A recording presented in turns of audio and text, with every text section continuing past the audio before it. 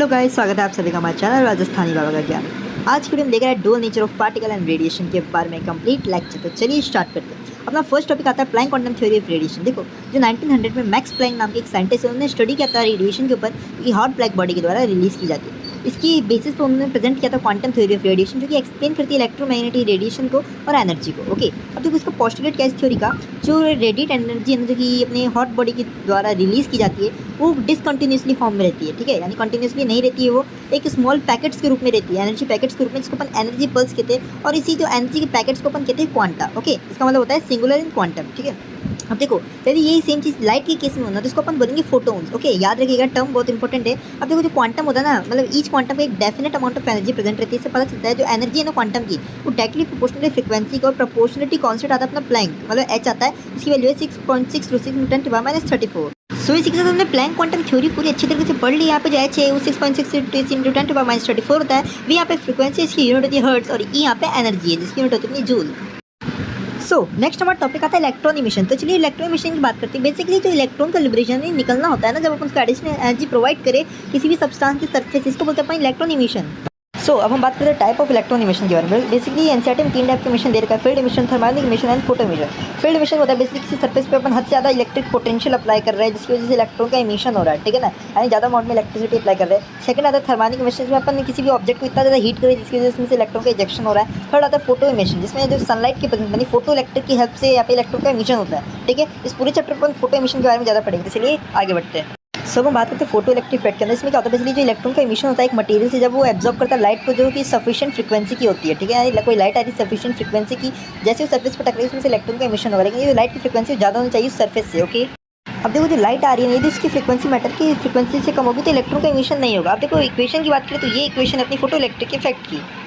अब हम बात करते हैं mathematical term of photo electric. जैसे कोई सरफेस पे अपनी बीम ऑफ लाइट टकराती है, इलेक्ट्रॉन का इजेक्शन हो रहा है, तो देखो इसमें जो वर्क फंक्शन को अपन पाई से डिनोट करते हैं, जो काइनेटिक एनर्जी है ना प्लस वर्क फंक्शन किसके इक्वल होगा, अपनी एनर्जी के, और ई बराबर क्या होगा एच वी, और वर्क फंक्शन किसके इक्वल होता है H V naught plus kinetic energy. Overall जो फॉर्मुला आ जाएगा वो kinetic energy H V minus V naught. यहाँ पर क्या है, काइनेटिक एनर्जी है, यहाँ पे प्लैंक कांस्टेंट है, यहाँ पे नॉर्मल फ्रीक्वेंसी है, वी नॉट यहाँ पे थ्रेशोल्ड फ्रीक्वेंसी। थ्रेशोल्ड फ्रीक्वेंसी को अपन मिनिमम फ्रीक्वेंसी भी बोलते हैं। ओके, अब बात करें जो फोटो इलेक्ट्रिक इफेक्ट, इसकी थ्योरी अपने एच हर्ट्ज ने दी थी 8057 से लेके 8095 का जो डे ऑफ बी है। ठीक है ना, इन्होंने ऑब्जर्व किया जैसे लाइट किसी भी सर्टेन फ्रीक्वेंसी स्ट्राइक करती है मेटल सरफेस पे, कुछ इलेक्ट्रॉन इजेक्ट हो जाते हैं। इसको उन्होंने फोटो इलेक्ट्रिक इफेक्ट बोला, जिसकी डिस्कवरी उन्होंने 1887 में की थी। ठीक है, जो इलेक्ट्रॉन इमिट होकर जा रहे हैं ना मेटल सरफेस से, इसको अपन बोलते हैं फोटो इलेक्ट्रॉन। ओके, अब देखो ये जो कुछ ही मेटल ऐसे होते हैं जो कि ये फिनोमेना करवाते हैं, जैसे कि पोटेशियम हो गया, रुबेनियम हो गया, सीशियम हो गया, जिनके अंदर इलेक्ट्रॉन है ना ईजिली लूज हो जाता है। ओके, अब हम बात करते हैं वर्क फंक्शन की। Okay, work function basically minimum energy जो कि रिक्वायर होती है ताकि एक मेटल सरफेस से अपने इलेक्ट्रॉन को इजेक्ट कर सके। ठीक है, ये अपना है वर्क फंक्शन। ओके, अब आता है अपना थ्रेशोल्ड फ्रीक्वेंसी, मिनिमम फ्रीक्वेंसी है जिसकी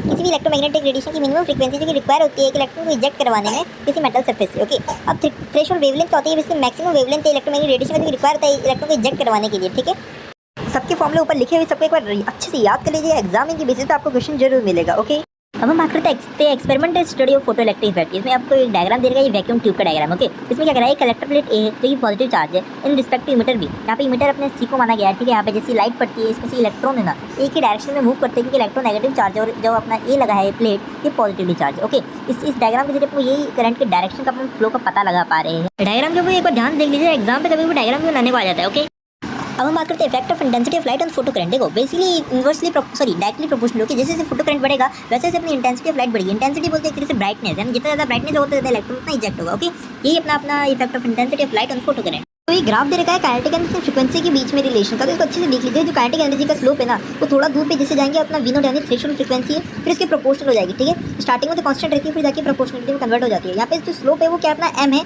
इसको अपन h भी कह सकते हैं। एक फॉर्मुला निकल के आता है y बराबर रिलेशन कह सकते हैं अपन c + mx।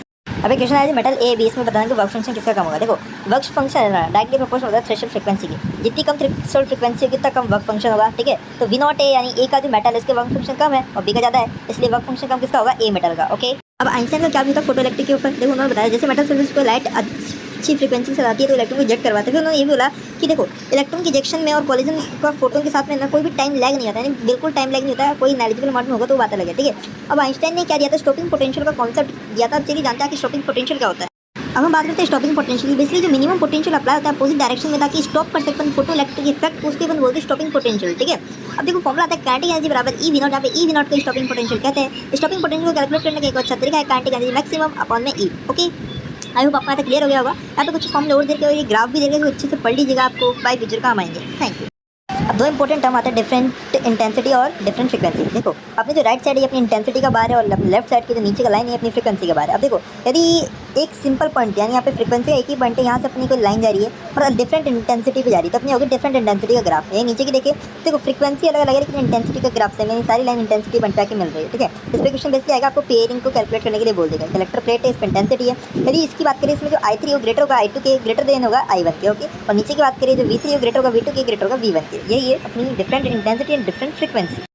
सब लास्ट टॉपिक की बात करते हैं de Broglie concept of dual nature. ठीक है, बेसिकली डेरिवेशन आता है इसका। देखो इसमें क्या करना है आपको, वेव नेचर के अकॉर्डिंग जो इवन है ना किसके इक्वल होता है एचवी के। ओके, अब पार्टिकल नेचर के अकॉर्डिंग यानी आइंस्टाइन के हिसाब से ई बराबर क्या होता है mc स्क्वायर। दोनों की इक्वल रख दीजिए, E1 इक्वल टू E2। ठीक है, तो E1 क्या अपना hv is equal to mc square. ठीक है, अब देखो v को अपन c भी मान सकते हैं क्योंकि दोनों का मतलब वही वेलोसिटी जैसा, तो एक c से एक c कट जाएगा तो h upon lambda equal to आ जाएगा अपना mc। ठीक है, अब c को अपन v मान लीजिए तो h अपॉन mv आ जाएगा लैम्बडा के इक्वल। ओके, तो लैम्बडा बराबर क्या हो गया h अपॉन mv को अपन pv बोलते हैं यानी मोमेंटम। ओके, अदर फॉर्मूला हो सकता है लैम्बडा बराबर h अपॉन 2m के काइनेटिक एनर्जी। ओके, और भी हो सकता है h upon √2m qv। Okay, last में एक और फॉर्मूला आता है इलेक्ट्रॉन के लिए, तो लैम्बडा बराबर क्या हो जाएगा 1.23 अपॉन √v नैनोमीटर। ओके, इसी से अपना पूरा चैप्टर क्लियर हो जाएगा। जय हिंद, जय भारत।